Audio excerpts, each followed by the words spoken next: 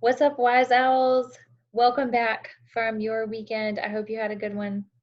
And we are here, refreshed, ready to start a brand new week and keep it up for several more. Summer is going to be all the sweeter after all this hard work, right? And we're going to have a huge celebration, as I told some of my groups this morning, when all of this is over with, to celebrate being together again and to celebrate your incredible hard work. Now, that said, I need for you to continue persevering when things get hard or you feel frustrated. I need for you to continue taking initiative when you are maybe fighting for parents' attention or you just want to like go play, but you know you need to get your work done. Nope, stop and say, all right, what can I do by myself? What can I handle on my own? I got this. I'm going to try it. Okay. I need for you to be your best super second grader when it is schoolwork time. Then think about afterwards how you can play and let loose a little bit more after your schoolwork is done. Because remember, your parents are your teachers, so you might have to give them even more of your initiative and show them more perseverance during your schoolwork time versus when you're not doing schoolwork.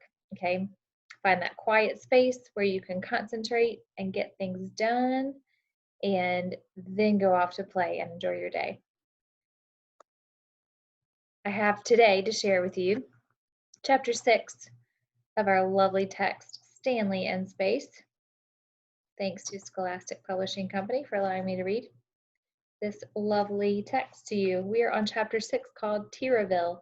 Remember, Tiraville is the name of the capital city, much like Washington, D.C. is the name of our country capital, and Raleigh is the name of our state capital. All right, so it's a big city, right?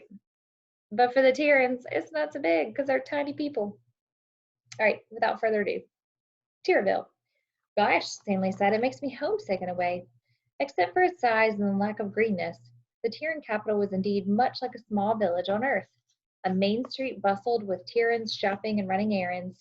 There were handsome school and public buildings, 2 churches with spires, those are steeples, as high as Mr. Lambchop's waist, and side streets of pretty houses with lawns like neat brown postage stamps.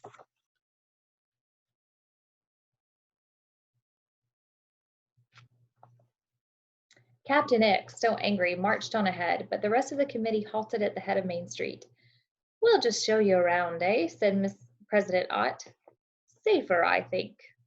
The Lambchops saw at once the risk of walking streets scarcely wider than their feet.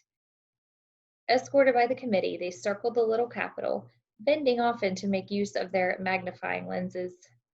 Mrs. Ott took care to indicate points of particular interest, among them Uck's Field, a sports center, Admiral Uck's Square, Uck's Park, and the Uck's Science Center building. Mrs. Ott's grandfather, whispered General App, very rich. So it was written capital U-X. Notice that a lot of these names are interesting, huh? Ick, Ucks, App, Ott. The tour caused a great stir. Everywhere the tiny citizens of Tiraville waved from windows and rooftops. At the Science Center, the last stop, journalists took photographs and the Lambchops were treated to grape Fizzola, the Tiran national drink, hundreds of bottles of which were emptied into 4 tubs to make Earth-sized portions. It looks like a Coke bottle. But think about it, it would have to be tons and tons of those, right? To make a drink that's a person size. Refreshed by his Fizzola, Arthur took a little run and hurdled a large part of Tiraville, landing in the Uck Square. Arthur, Mrs. Lambchop scolded, and he hurtled back. Aren't kids the dickens, said a Tiran mother, looking on.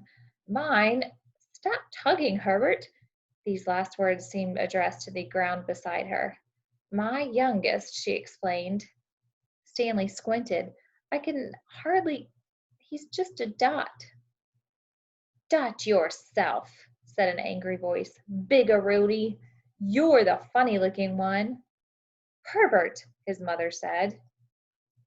It is rude to make fun of people for their shape or size.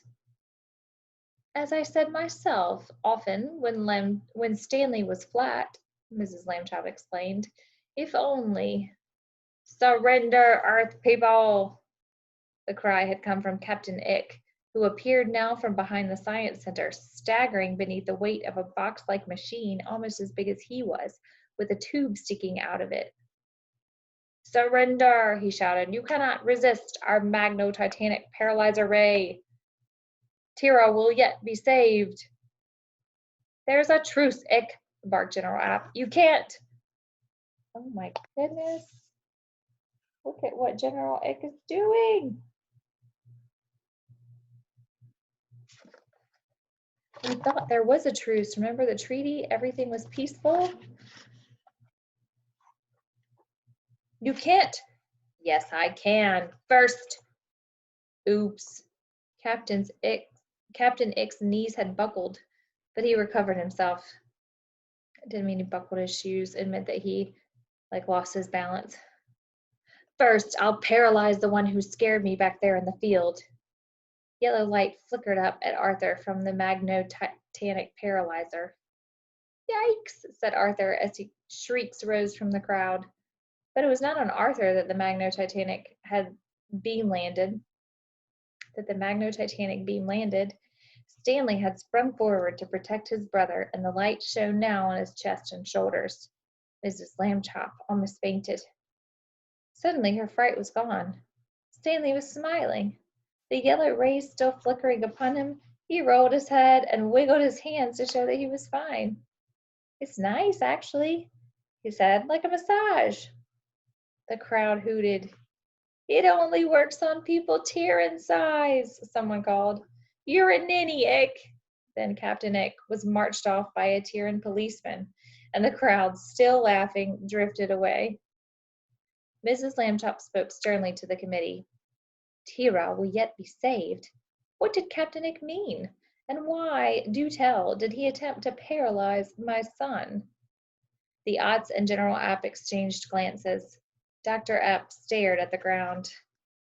Ah, said President Ott. Well, the fact is, we're having a crisis, actually. Yes, and Ick, well, he, Oh, tell them, Mrs. Ott burst suddenly into tears, about the supergrow. Tell, for heaven's sake.